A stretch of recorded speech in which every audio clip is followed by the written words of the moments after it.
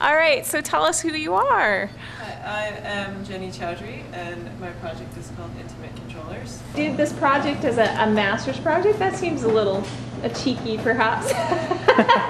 Well, did they think that was strange in your program, or I think that was pretty cool? Not particularly. The program I graduated from is called ITP, and it's a program at NYU, and you can get away with a lot of things there. That's cool. So. Oh, that's good. So what kind of inspired you to get into wearables first, and then in going this direction with the wearables? Well, the project sort of arose out of three sources of inspiration. I was very interested in video game controllers, especially with the advent of the Wii, which I love. And so I'd been looking at different controllers like Dance Dance Revolution, and even things like Duck Hunt for Nintendo back in the day. So there was that, and then in one of my classes we had a design challenge where we had to create a Pong controller, and so that was the only rules. Like we had to create a device that would send left and right values to a central Pong server, and so I kind of, everybody was doing these things where they were using their hands, because that's sort of the obvious thing, like you have a left hand and a right hand, and I kind of looked down at myself and I was like, well, we have all of this real estate. And so the first,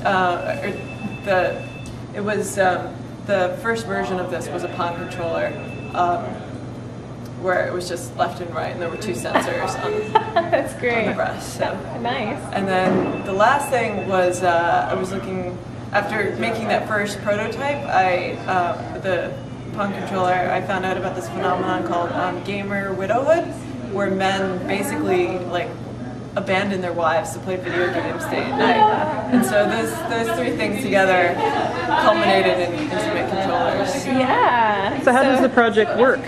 So there are 6 sensors in the bra and 6 sensors in this pair of boxer shorts. So the underwear serve as the controllers of the game, and there are 3 different levels. And so the first set of sensors on the female controller are on her back, and on the male controller on the front of his legs. And so once you pass each progressive level, you get to touch your partner in an increasingly more intimate place. And the way you pass the game, it's sort of like Dance Dance Revolution. So you see symbols on the screen, and you have to touch them as the symbols pass the line. So the first level is just triangle, so that's the woman's shoulders and the front of the man's legs. And then if they pass that level, then the man gets to touch the top of the woman's breasts, and she gets to touch the side of his legs. And a lot of people say that's not that fair, but it's more about the positioning. So, like, together the couple consents. You pass the levels together. You can't pass. Like the man can't just pass. So, unfortunately, the designer for that is here. Yeah. It's really nice. You have to work as a team. yes. So it's a collaborative game. I like that. Which is a little bit different than most video games. So where would you want to take it next? Or is this the end result of this? Well, I'm curious I'm curious about making maybe a more casual version of this that you could play in a public place, because this is a very private game, and so it's hard to do sort of user testing.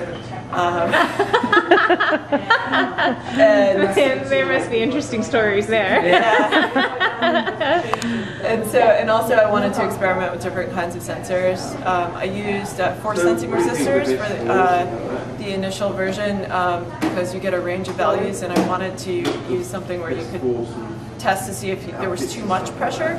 So, because the issue with video games, or translating video games into something wearable, or the video game controllers into something wearable, is that people tend to mash buttons, and you don't want that to happen when the buttons are on your body. So if you can employ some sort of point deduction scheme, if somebody does that, if they press you hard, that was the initial thought behind using force sensing resistors. But yeah, because people get caught up in the excitement of the moment. And like, win. Exactly. Goodness. Like, don't beat the person. Do you think that this has social ramifications? Do you think this would actually be a good training device? Well, maybe. I mean, one of the person who I did the video with, who was a friend of mine, was saying that he thought it should be used for like sex therapy, like people who were. Should I? Okay. So people who were sort of apprehensive or had maybe trauma, but like making it fun and to be idea. intimate could be an avenue that this could go in. I can see that. Do you think that that's a good use for technology? Yeah. Does that inspire you? Did you ever think that your stuff would be used in that way? I didn't. I had no, like when my friend first said, you know, this could be used as sexual therapy tool, I was like, are you crazy? But the more I thought about it, the more it made sense. But that's why it's important to do research with wearable technologies, because you know, you produce something and then somebody might have a completely different idea for the project that you make, which is great. So. Thank you very much.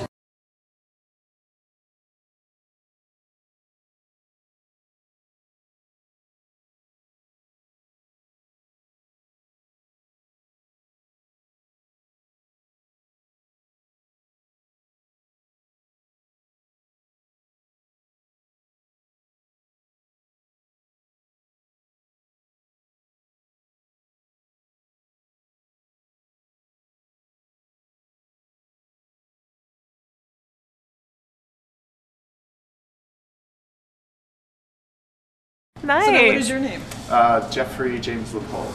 Nice to meet you. Nice to meet you. Thank you. That's great.